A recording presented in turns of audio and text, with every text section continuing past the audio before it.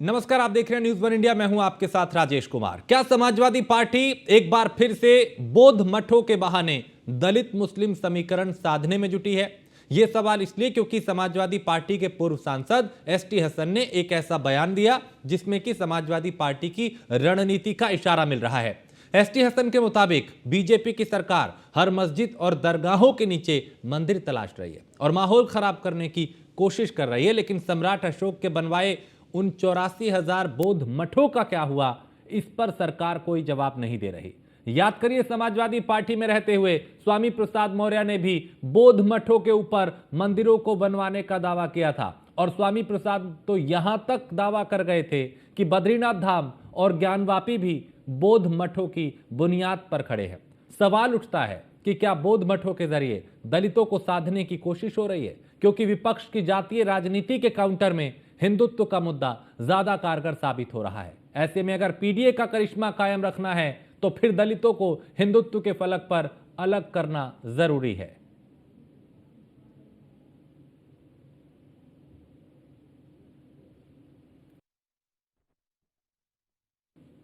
तो इस मामले को लेकर प्रतिक्रिया भी आई और समाजवादी पार्टी के पूर्व सांसद एसटी हसन ने क्या कुछ कहा, उनको सुनते हैं। हर मस्जिद हर दरगाह में मंदिर क्यों ढूंढे जा रहे हैं? पूरे हिंदुस्तान का माहौल खराब करने के लिए? वैसे तो हकीकत ये है और तारीख गवाह है इस बात की कि सम्राट अशोक ने 84,000 बौद्ध मठ बनवाए थे। आज वो सारे मठ कहाँ चले गए? कितने मठों के ऊपर मंदिर खड़े हुए हैं? तो अगर कोई बौद्ध याचिका डालेगा तो उन मंदिरों को भी खुदवाया जाएगा। अब तो आप रहम कर दें यहाँ के रहने वालों पे, इन्हें प्यार मोहब्बत से क्यों नहीं जीने देते हैं? देखिए, हमारी सरकारों को बताने के लिए कुछ भी नहीं है। अगर सिर्फ विकास पे, रोजगार पे, महंगाई पे, किसान पे, मजदूर पे, चिकित्सा पे बात होती तो 0 नंबर है। तो वोट कौन देगा इन्हें? मुद्दे इसीलिए निकाले जा रहे हैं कि कैसे कम्युनल माहौल बनाया जाए और वोट पोलराइज करके शासन किया जाए। हर मस्जिद हर दरगाह में मंदिर क्यों ढूंढे जा रहे हैं? पूरे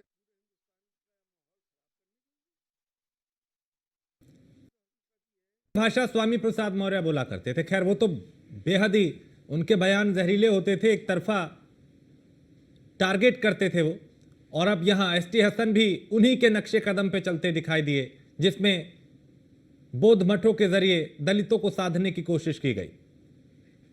हिंदुत्व की काट में बौद्ध मठों का जो एजेंडा है वो बनाने की कोशिश की जा रही है।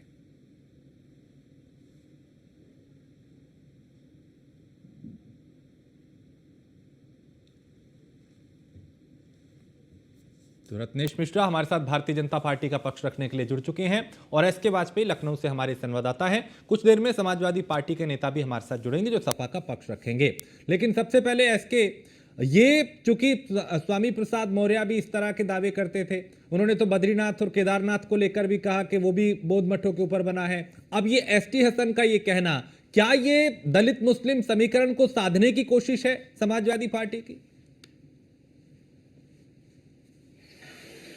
बिल्कुल निश्चित तौर पर, क्योंकि इस तरीके के बयान ही इसलिए दिए जाते हैं कि इनसे पॉलिटिकल निहितार्थ अपने अपने साधे जाते हैं और हर पार्टी अपने पॉलिटिकल निहितार्थ साध रही है, चाहे वो समाजवादी पार्टी हो, चाहे वो स्वामी प्रसाद मौर्य रहे हो, या अब अलग अलग तरीके से जो बयान आ रहे हैं कहीं ना कहीं अलग अलग दलों के, ये बताने के लिए काफी है कि सीधे तौर पर ये बयान हर कोई अपने अपने एजेंडे के हिसाब से, अपनी पार्टी के नफा नुकसान के हिसाब से कैसे जो विभिन्न जातियों के वोट हैं उनको पार्टी के साथ जोड़े रखा जाए, उनको कैसे अपने साथ लाया जाए, उसे लोग चाहे भले ही उससे माहौल बिगड़ता हो तो बिगड़ जाए, ये सारी चीजें लगातार पॉलिटिकल पार्टियों की तरफ से की जा रही हैं। एसटी हसन का बयान भी उसी क्रम में है।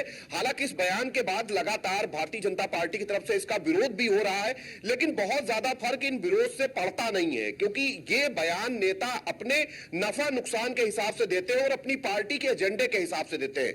समाजवादी पार्टी के लिए कहीं ना कहीं मुस्लिम वोटर्स उसके कोर वोट बैंक में है, और अगर हम देखें तो सपा कोशिश कर रही है कि बसपा का जो छिटका हुआ वोट है उसको पार्टी के साथ लाया जाए, और यही एक वजह है कि इस तरीके के बयानों के जरिए माहौल बनाने की कोशिश लगातार हो रही है।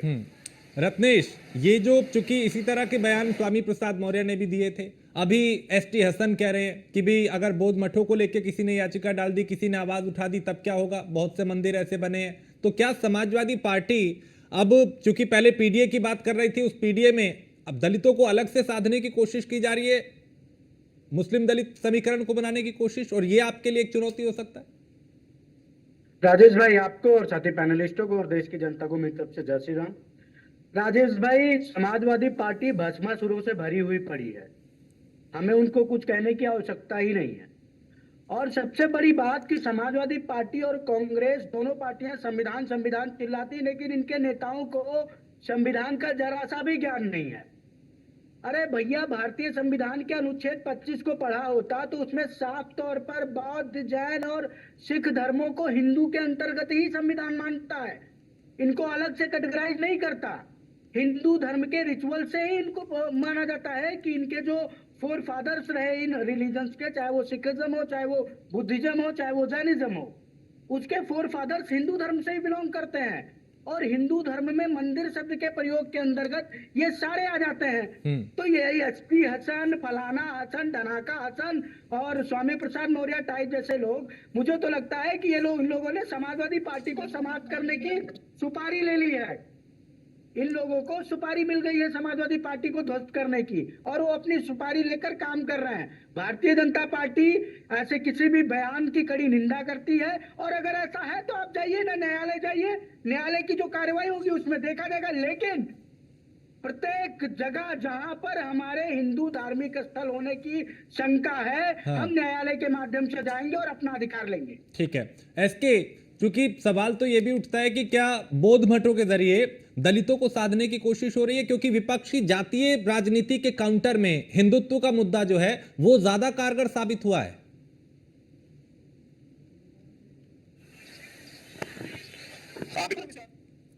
भारतीय जनता पार्टी लगातार हिंदुत्व के मुद्दे पर चलती है और भारतीय जनता पार्टी लगातार इस मुद्दे को लेकर आगे बढ़ती है। बहुसंख्यक समाज लगातार पिछले कुछ चुनावों से भारतीय जनता पार्टी का लगातार साथ दे रहा है। चाहे आप किसी भी चुनाव पर नजर डालें, 2014 हो, 2017 हो, 2019 हो, 2022 हो या फिर अब 2024, सीधे तौर पर विपक्ष इसकी काट निकाल पाने में फिलहाल अक्षम दिखाई दे रहा है। और यही एक वजह है कि विपक्ष की बेचैनी लगातार बढ़ती जा रही है, उसका कोर वोट बैंक खिसक रहा है। उत्तर प्रदेश में हम बसपा की अगर स्थिति को देखेंगे तो बसपा लगातार उत्तर प्रदेश में अपना वोट बैंक खोती गई हो। बड़ा वोट बैंक बसपा के पास था लगभग 33-34% का, और वो वोट बैंक सीधे तौर पर दूसरी पार्टियों में शिफ्ट हुआ है, जिसमें बड़े पैमाने पर भारतीय जनता पार्टी को इसका फायदा हुआ है।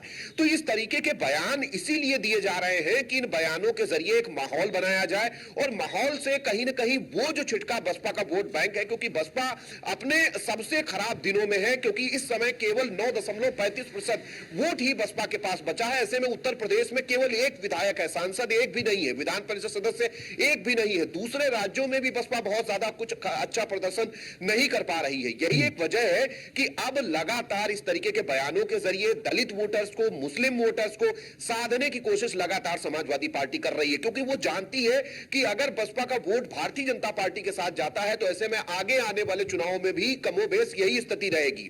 और अगर वो वोट बैंक सपा अपने साथ लाने में कामयाब होती है तो चीजें बदल सकती हैं।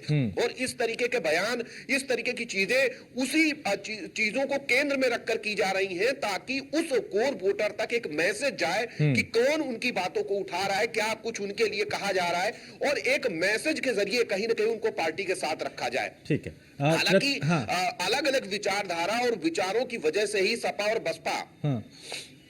ठीक है, रत्नेश कुछ कह रहे हैं, मैं उनका एक कमेंट ले लेता हूं। रत्नेश, शायद म्यूट कर दिया रत्नेश आपने, अनम्यूट कर लीजिए। हाँ। देखिए राजेश भाई, देश का जो दलित वोटर है उसको समाजवादी पार्टी मूर्ख समझना बंद करे। वो भी समझता है कि कौन सी पार्टी उसके लिए काम कर रही है। एसटी हसन एक बयान दे रहे हैं और हमने एससी कम्युनिटी से मिनिस्टर्स बनाए क्या कहते हैं स्टेट प्रेसिडेंट्स बनाए, एसटी कम्युनिटी से हमने प्रेसिडेंट ऑफ इंडिया को हमने बनाया।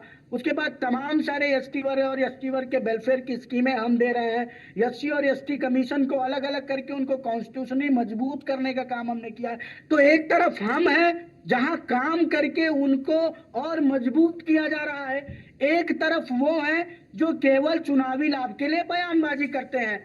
तो देश का जो दलित है, जिसको इन लोगों ने, कांग्रेस और सपा ने अब तक अनपढ़ रखा, दबा कर रखा, कुचल कर रखा और उनको आगे नहीं आने दिया, उनको भारतीय जनता पार्टी की सरकार पिछले 10 सालों में हम उनको आगे लेकर आए, हमने उनको सशक्त किया, उनको मजबूत किया है, उनको बताया है कि वास्तविक संवैधानिक तौर पर उनके अधिकार क्या है। तो वो बहुत अच्छी तरह जानता है कि किस पार्टी के साथ उसको जुड़ना है। समाजवादी पार्टी गलत बयानबाजी करके, सांप्रदायिक बयानबाजी करके किसी भी वोटर को जोड़ नहीं पाएगी।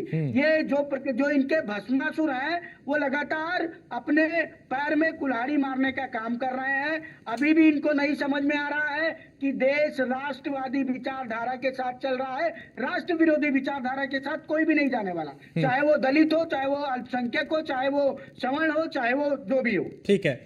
एस के वाजपेयी, ये जो एसटी हसन का बयान है, क्या इसमें समाजवादी पार्टी की रणनीति छिपी है? इसमें इशारा मिल रहा है कि आगे क्या रणनीति समाजवादी पार्टी की रहने वाली है इस मामले को लेकर खासकर? बिल्कुल निश्चित तौर पर यह रणनीति, जैसा कि मैंने पहले ही बताया कि बसपा का वोट बैंक लगातार छिटका है और वो बड़ा वोट बैंक था, 33% या 34% आप उसको कहेंगे, और इसमें से बड़ी संख्या में वोटर्स भारतीय जनता पार्टी में शिफ्ट हुए हैं। हालांकि 2024 के लोकसभा चुनाव को अगर हम देखेंगे तो इसका बड़ा फायदा समाजवादी पार्टी और कांग्रेस को भी मिला है, क्योंकि वो उत्तर प्रदेश में अब तक का सबसे बेहतर प्रदर्शन करने के लिए कहीं ना कहीं इस दौरान अपने आप को कामयाब साबित कर पाएंगे। तो ऐसे में दोनों दलों की तरफ से इस तरीके के बयान देना और इन तरीके की चीजों को उठाना सीधे तौर एक माहौल बनाने की कोशिश है कि किस तरीके से किस वोटर को अपने साथ जोड़ा जाए, कैसे उन तक चीजों को पहुंचाया जाए, कैसे अपनी चीजें बेहतर कर ली जाएं। ये एक मैसेज है जो लगातार उनको दिया जा रहा है। ठीक है। मेजर आशीष चतुर्वेदी हमारे साथ समाजवादी पार्टी के नेता जुड़ चुके हैं। आशीष जी, क्या समाजवादी पार्टी एक बार फिर से बौद्ध मठों के बहाने दलित मुस्लिम समीकरण को साधने की कोशिश कर रही है? एसटी हसन के इस बयान के जरिए क्या संदेश देने की कोशिश की है? देखिए, ये तो पहली बात तो ये है कि उनका एक निजी बयान है जो उन्होंने आजकल जो सोशल मीडिया पे जो काफी इस बात की चर्चा है कि बहुत से ऐसे मंदिर थे जहां कभी किसी जमाने में मठ रहे होंगे, इस तरीके के लोगों ने बात करना शुरू कर दिया है।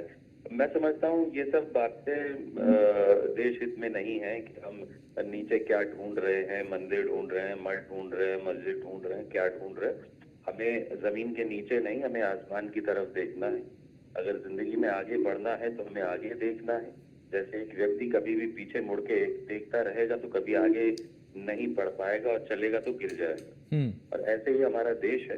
तो अब ये देश की जनता को तय करना है कि आपको अतीत में झांक के देखना है या भविष्य में देखना है और वर्तमान को सुधारना है।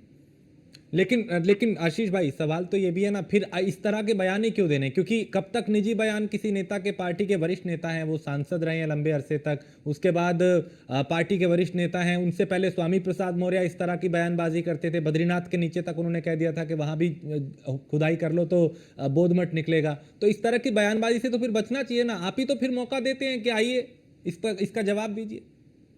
ये खुदाई की जो ये बात चली है, ये तो भारतीय जनता पार्टी ने ही शुरू किया है। अब आप देखिए, मुझे नहीं लगता देश में कहीं कोई भी ऐसा मस्जिद या कोई ऐसी दरगाह रह गई है कि जिसके नीचे या जिसके ऊपर कोई दावा ना किया जा रहा हो। तो एक माहौल मुझे लगता है पूरे देश का खराब करने और जो असली मुद्दे हैं उनसे भटकाने का प्रयास किया जा रहा है। आज ही मैं पढ़ रहा था कि जीएसटी काउंसिल की बैठक में एक फैसला लिया है कि अब कुछ चीजों पे जो जीएसटी है वो 28% से भी बढ़ा करके 35% हो जाएगी। तो आप कल्पना करिए कि आप 100 रुपए की चीज पे 35 रुपए तो टैक्स देने वाले हैं और लोग यहाँ जो है कि जमीन के नीचे ये खोदो और वो खोदो। रत्नेश जवाब दे रहे हैं आपकी बात का। रत्नेश मिश्रा, देखिए राजेश भाई, समाजवादी पार्टी के प्रवक्ता ने कह दिया कि भाई उनका निजी बयान है तो फिर तो मामला ही खत्म हो गया। मैंने शुरुआत में भी कहा, समाजवादी पार्टी ऐसे तमाम सारे भस्मासुरों से भरी पड़ी हुई है जो इस प्रकार की बातें करते रहते। अब इन्होंने जो जीएसटी की बात की, तो मुझे तो नहीं अभी पता है, लेकिन जहां तक मैं जान पाया हूं कि जो सुपर लग्जरी गाड़ियां होंगी जिनकी कीमत लगभग 2, 2.5, 3 करोड़ की होगी, उन पर टैक्स को बढ़ाने की बात की जा रही है। तो मुझे तो नहीं लगता है कि कोई किसान आदमी जाएगा 4 करोड़ की 4 व्हीलर खरीदने। क्या हो सकता है समाजवादी पार्टी के किसान जा भी सकते हैं, टैक्स लग रहा है, पहले समाजवादी पार्टी के किसान जा भी सकते हैं। हो सकता है कि कुछ अखिलेश यादव भैया उनको वो दे 2-4 करोड़ की, जाइए आप समाजवादी पार्टी के किसान हैं खरीद ले, लेकिन भारत का वास्तविक किसान, वास्तविक आम आदमी तो 4 करोड़ की गाड़ी खरीदने नहीं जाएगा।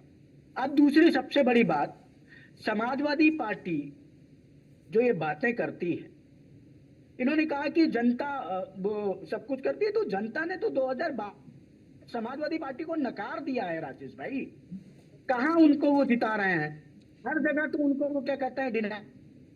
नहीं, 24 का चुनाव भूल गए हैं क्या? हर जगह तो वो उनको कह रहे हैं कि भैया आपके रत्नेश मिश्रा, हमारे 24 का साथ चुनाव में- भूल गए हैं क्या? जी। अरे नहीं, हाँ 24 का तो मैं भूला नहीं हूँ राजेश है। उसके बाद मुझे लगता है अखिलेश यादव जी प्रधानमंत्री बन गए हैं, डिम्पल यादव जी गृह मंत्री बन गई हैं, राम गोपाल यादव वित्त मंत्री बन गए हैं, और शिवपाल यादव विदेश मंत्री बन गए हैं, आदित्य रक्षा मंत्री बन गए हैं। बाकी जो घर द्वार में बचा होगा उसको भी कोई मंत्रालय अरे मिल वो ही गया बने होगा। नहीं बने, लेकिन यूपी में तो आपसे ज्यादा सीटें ले आए थे ना। अरे सरकार कुछ भी नहीं बदला राजेश भाई। 2014 में भी प्रधानमंत्री ठीक है, नरेंद्र एक मोदी जी रिएक्शन, हाँ 2024 एक रिएक्शन, हाँ आशीष जी एक रिएक्शन छोटा सा इसी पे। देखिए, जो इन्होंने अभी अखिलेश जी के प्रधानमंत्री की बात की, मुझे लगता है इनकी जो है अंतरात्मा जो है कहीं ना कहीं जाग गई। हाँ। हालांकि भाजपाई हैं, झूठ बोलने में माहिर हैं, लेकिन क्या होता है ना कि कभी ना कभी जुबान पे हमारे यहाँ ऐसी मान्यता है कि सरस्वती का वास कभी ना कभी हो ही जाता है। तो आज रत्नेश जी की जो जुबान पे माँ सरस्वती का जो है वो विराजमान हो चलिए, गई, और ठीक है। जो सच है वो उनके मुंह से निकल आया है। ठीक है, चलिए वो भविष्य में क्या होगा वो भविष्य बताएगा। आप दोनों का बहुत शुक्रिया, इसके आप मेरे साथ बने रहिए, क्योंकि इस वक्त एक बड़ी खबर आ रही है संभल हिंसा से जुड़ी हुई, जहां संभल हिंसा को लेकर सीएम योगी सख्त हैं और संभल हिंसा में 1 करोड़ की संपत्ति का नुकसान हुआ है। प्रशासन ने इसको लेकर आंकड़ा जारी किया है। नुकसान की भरपाई उपद्रवियों से की जाएगी, ये साफ कह दिया गया कि भाई जो नुकसान हुआ है उसकी भरपाई उपद्रवियों से की जाएगी, वसूली उनसे की जाएगी। संभल हिंसा को लेकर मुख्यमंत्री पूरी तरह से सख्ती बरत रहे हैं और संभल हिंसा में 1 करोड़ की संपत्ति का नुकसान हुआ है, वसूली उपद्रवियों से की जाएगी। 24 तारीख को जो इंसिडेंट हुआ था, बड़ा ही अनफॉर्चुनेट इंसिडेंट था, जिसमें 29 पुलिसकर्मी चोटिल हुए और 4 लोगों की अनफॉर्चुनेट डेथ हुई। उसके अनुक्रम में अभी तक 34 लोगों को गिरफ्तार किया जा चुका है। 83 लोग हैं, उनको प्रकाश में लाया जा चुका है और करीबन 400 से ज़्यादा ऐसे फ़ोटोज़ हैं, यूनिक फ़ोटोज़ आइडेंटिफाई किए जा चुके हैं। उन लोगों की पहचान की जा रही है, उन्हें भी जल्दी प्रकाश में लाया जाएगा और उनको गिरफ्तार किया जाएगा और जेल भेजा जाएगा। जितने भी लोगों द्वारा पब्लिक प्रॉपर्टी को डिस्ट्रॉय किया गया है या किसी की प्राइवेट प्रॉपर्टी को डिस्ट्रॉय किया गया है, उन लोगों के द्वारा जो भी क्लेम है उस सारे उसका आकलन करवाया जा रहा है। उसका आकलन हो चुका है और उस आकलन को भीड़ में जिन उपद्रवियों द्वारा कमला जो है एसपी क्या कह रहे हैं, और इसी को लेकर एसके वाजपेयी अब तो सीधा फिर यही है कि जो नुकसान हुआ जो करीब करीब 1 करोड़ का है, वसूली भी उन्हीं से की जाएगी जिन्होंने नुकसान किया। बिल्कुल निश्चित तौर पर, क्योंकि इस पूरे मामले को लेकर उत्तर प्रदेश सरकार ने अपने स्टैंड को पहले ही साफ कर दिया था और कल मुख्यमंत्री योगी आदित्यनाथ जब वीडियो कॉन्फ्रेंसिंग के जरिए पूरे प्रदेश भर के अफसरों के साथ बैठक कर रहे थे, तो मुख्यमंत्री ने स्पष्ट कर दिया था कि कोई भी पॉलिटिकल दबाव नहीं है और जो भी दोषी है उनको किसी भी स्थिति में बख्शा नहीं जाना चाहिए, उनके खिलाफ कठोर एक्शन होना चाहिए, जो कठोर से कठोर एक्शन बनता हो वो उनके खिलाफ हो। सीधे तौर पर मुख्यमंत्री ने कहा था कि अराजकता फैलाने की परमिशन किसी को नहीं दी जा सकती। अगर इस तरीके के कृत्य हुए हैं तो उनके खिलाफ एक्शन भी होगा। हालांकि इसको लेकर पहले ही उत्तर प्रदेश सरकार ने चीजों को स्पष्ट किया था कि जो जी बिल्कुल इसके ये साफ है कि भाई सरकार ने पहले कह दिया था कि उपद्रवियों को बख्शा नहीं जाएगा, वसूली उन्हीं से की जाएगी। बहुत शुक्रिया इसके वाजपेयी इस तमाम जानकारी के लिए। तो एसपी ने भी कह दिया कि करीब करीब 1 करोड़ का नुकसान हुआ है और इसकी भरपाई उन्हीं पत्थरबाजों से की जाएगी जो इसमें शामिल थे।